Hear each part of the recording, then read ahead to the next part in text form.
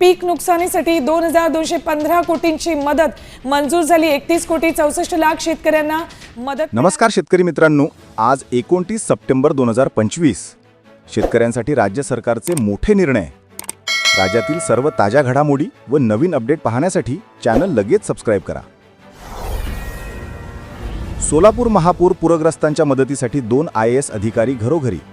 जिल्ह्यात महापुराने चांगलेच थैमान। शेकडो लोकांच्या घरात पाणी शिरल्याने अनेकांचा संसार उघड्यावर।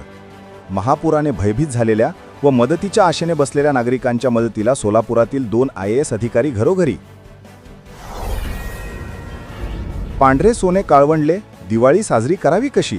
कापूस उत्पादकांची व्यथा। जळगाव जिल्ह्यात अतिवृष्टी आणि पुरामुळे 47,000 हेक्टरहून अधिक कपाशी पिकाचे मोठे नुकसान झाले असून पांढरे सोने काळवंडल्याने शेतकरी यंदा दिवाळी कशी साजरी करावी या चिंतेत। सरकार मायबाप, आता कसं जगायचं? अतिवृष्टीने हिरवी स्वप्न चुराडली, राहेरीतील शेतकऱ्यांचा हंबरडा। अरर सरकार मायबाप, पांडुरंगा आता कठीण झालं, आम्ही कसं जगायचं? आत्महत्या करू का? शेतकरी हतबल। मराठवाडा सोलापूर येथील पूरपरिस्थिती कायम, धरणांतील विसर्ग वाढला, हजारो नागरिक सुरक्षित स्थळी। मुख्यमंत्री देवेंद्र फडणवीस यांनी मराठवाड्यातील छत्रपती संभाजीनगर, बीड, हिंगोली, जालना, लातूर, नांदेड, धाराशिव, परभणी हे 8 जिल्हे तसेच सोलापूर येथील जिल्हाधिकाऱ्यांशी फडणवीसांचा आज सकाळी संपर्क। कमी दाबाचा पट्टा जो तयार झाला आहे तो कमी होत जाणार, त्यानंतर परतीचा पाऊस पुढील 2-3 दिवस अलर्ट मोडवर राहून कोणत्याही प्रकारची हानी होणार नाही, फडणवीसांचे निर्देश। PM किसानचा 21वा हप्ता जाहीर, 3 राज्यांतील शेतकऱ्यांच्या खात्यात जमा। महाराष्ट्रातील शेतकऱ्यांना कधी? कृषी आणि शेतकरी कल्याण मंत्रालयाने सांगितले की पंजाब, हरियाणा आणि हिमाचल प्रदेशातील 27 लाखांहून अधिक शेतकऱ्यांना 540 कोटी रुपयांपेक्षा जास्त रक्कम हस्तांतरित करण्यात आली आहे। आता महाराष्ट्रातील शेतकऱ्यांना कधी, असा प्रश्न उपस्थित। प्रेरणादायी, सामान्य भाजी विक्रेत्याचे असामान्य दान। सामान्य भाजी विक्रेत्याचं असामान्य दान।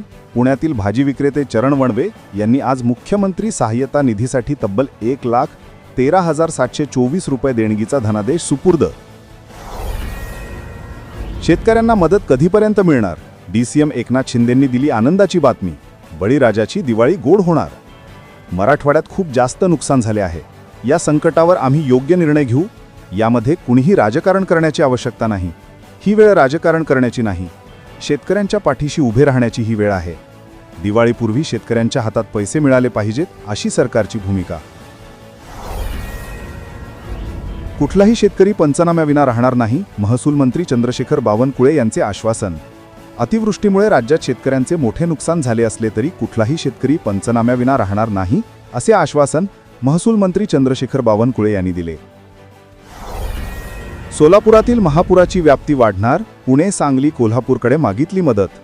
सोलापूर जिल्ह्यात पडत असलेला पाऊस व उजनी व सीना कोलेगाव धरणातून मोठ्या प्रमाणात सोडण्यात आलेल्या विसर्गामुळे सीना व भीमा नदीला पुन्हा महापूर येण्याची शक्यता गृहीत धरून जिल्हाधिकारी कुमार आशीर्वाद यांनी कोल्हापूर, सांगली, पुणे व अन्य शहराकडे मागितली मदत।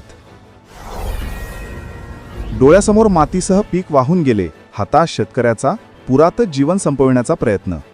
कंधार तालुक्यात शुक्रवारीपासून मुसळधार पाऊस पडत असल्याने पावसामुळे आणि पुरामुळे शेत पिकांचे अतोनात नुकसान।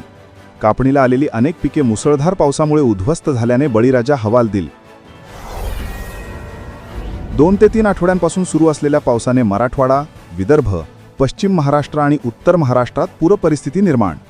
कृषी विभागाने दिलेल्या माहितीनुसार केवळ सप्टेंबर महिन्यातील 26 दिवसांमध्ये राज्यातील 22 लाख हेक्टरपेक्षा जास्त क्षेत्र बाधित।